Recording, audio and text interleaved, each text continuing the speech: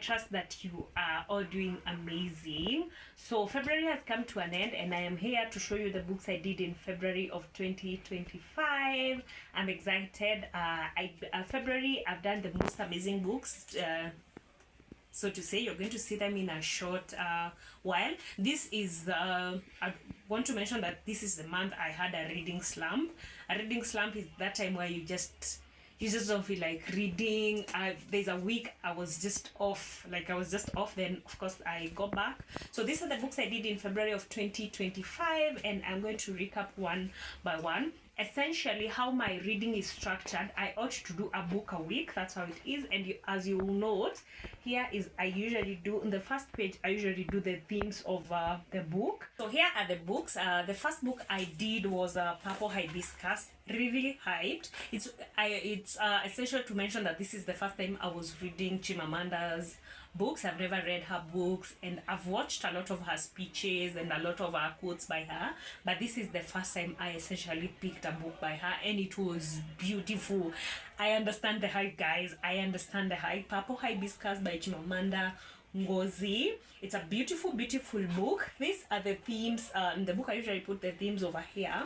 The theme is religious extremism versus personal faith, family and domestic abuse, freedom and self-expression, political instability in Nigeria. This book is based of, I don't want to give spoilers again, but it's the story of a lady. She's raised in this very family that has a lot of extremism in religion, and she grows up believing this, how things are done, this is what she ought to follow. And she for a certain time she goes to the aunt's place, and she's like, okay, so there's another way life is done. So it's a beautiful book. I don't want to preempt, but it's a beautiful book. And again, any book that has a lot of African authored, any book that's African authored, I'm gonna pick it. So the first book I picked was Purple Hibiscus by Chimamanda Ngozi. Then after that I picked this book. Guys, I understand the hype. I understand. Now I do. The book is A Man Called Ove by Frederick Backman. It's a beautiful book. Again, it has the themes here. The themes of this book is love, loss, unexpected friendships, loneliness and grief, love and devotion, friendship and found family, change and resilience. This book is of a 59-year-old of, he retires his life before, it switches between him when he was his life as a young boy, then he grows up, how he finds love, how then from there he's forced into early retirement when the wife dies, and now he's alone. This shows, when I was reading this book, what went through my mind a lot is the loneliness in after retirement, but he's in an amazing neighborhood, and there's this couple that moves in, and they become like family. And by the time, he's a man who did know that he influenced a lot of lives, and when he dies, a lot of people come to his funeral. Then there is this cat that keeps coming to his door. Then this one time he adopts it, and it's a beautiful book, guys. I get the hype. A Man Called Ove. It's a beautiful book. Highly recommend. I get by the author of Anxious People. I should pick Anxious People then, because this was a beautiful book. It's a beautiful one. A Man Called Ove. This is my second book of February 2025. Then this book. Again, I've told you guys, in February I've done the most beautiful books, the most I understand the hype of all these books. The Mountains Echoed by, again, the amazing Khalid Hosseini. Guys, I understand why people keep saying, oh, I'm lost in Khalid's world, because this book was beautiful. Again, it has the themes over here. It has the story. I finished reading this book yesterday, actually. So the themes in this book are family and sacrifice, love and loss, guilt and regret, fate and circumstances, relationships, memory, identity. And I've written here multi-generational. It's a multi-generational story filled with emotional depth, shows how small actions have long-lasting effects.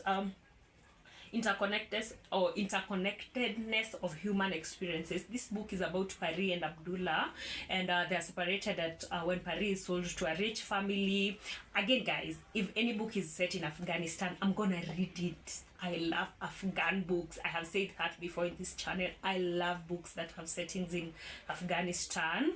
So they're separated at birth, and it goes from different generations that have streamed down to those people, and again, like, they will find each other at adulthood. But of course, Abdullah has lost his memory, and Pari is an old woman now, and Abdullah cannot remember, but Pari remembers. It's a beautiful, guys. I get why Khalid books are talked about like that. I get, like, now I get. It's a beautiful book.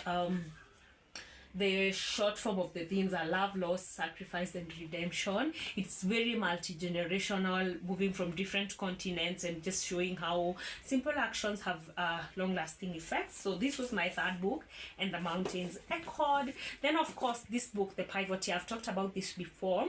I read this book last year to completion, like the whole of it, but it has so much information to process in one sitting. So what happens is, every day I read this book. I read is it an essay? How this book is structured, it has, like, it's divided into days, like day 84, day 85. Every day, essentially, you're supposed to read I don't want to call it an essay. You're supposed to read this. What is this? What do you call it? Is this an essay, or it's a phrase or a paragraph? Or yeah, let's just call it an essay every single day. So that's what I do. I read it one every single day. There are days when I read two. So I read this book every single day, and it goes all the way to day 365. So essentially, you're supposed to read one quote, let me call it a quote, every single day. So I read this book every single day, just a quote or two. There are days when I just do two when they're so good. Then there are days when I read one that's so profound, so I have to sit with it for a couple of days. This book was so good that I created it in audio. I have an audio of this book that I created. Yeah, so these are the books I did in February of 2025. These ones, I hope you can see. These are the books I did. Purple Hibiscus, A Man Called Of, and The Mountains Echoed, and Pivot Year. It's the month I had a reading slump. There's a week I was just like, I don't want to pick up a book. I'm just there, and it's okay. How I overcome a reading slump is that I read a Kenyan book. I essentially read a Kenyan book, but this time was just like, okay, it's gonna pass. So yeah, these are the books I did. I did 4 books. Or rather, if you get Pivot Year, there are 3, but essentially there are 4. So yeah, it's a beautiful. I read the most amazing books. Here they are, and let's see what we're going to read in March. Happy reading, guys. I want to know, what are you guys reading? So I'd said essentially how I have structured my reading. I ought to read one book every week. If you look at how I read and how I'm able to do like 4 or 5 books. But when I'm reading poetry, because poetry is short, and it has poetry is very short. So what I usually do is, when I'm doing poetry, I do like 2 books in a week, because poetry is very short. Yeah, but if I'm like all factors held constant, if I am reading normally all factors held constant normal books, I'll do essentially 1 book a week, which is beautiful if you ask me. It's not everybody who is able to read that. So if you, I know people who read like 20 pages a day, which is amazing. Yeah, so yeah, those are the books I did in February of 2025. Let's see what we're going to read in March. Happy reading, guys.